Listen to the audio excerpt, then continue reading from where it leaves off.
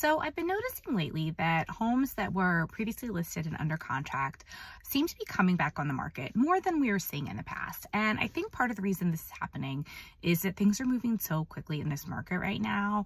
You know, buyers are scrambling to write an offer and get it in by deadline, and sellers are anxiously accepting it, and then they kind of get a minute to step back and, you know, they get scared off, or maybe they didn't do all of their due diligence. Maybe they didn't get a proper pre-approval and they really can't afford it.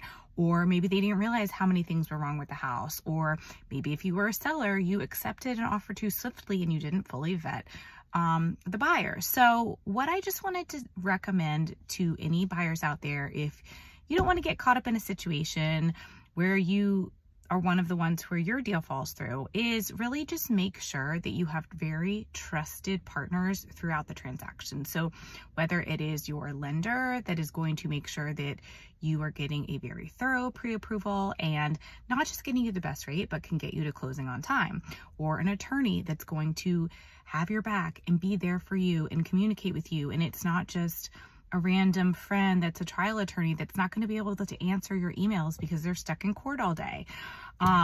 Or, you know, an inspector that's very qualified, or a realtor that can help advise you and tell you all of the steps in the transaction and guide you all along the way.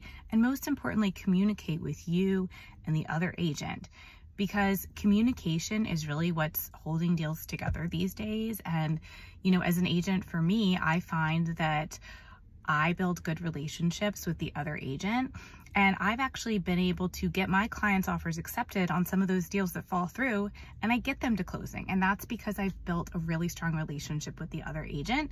And we can kind of communicate and pick up the phone and talk about things. Sometimes things get lost in translation. There is a lot of emotions running strong in a real estate transaction, and I'm going to be here for you to help guide you through.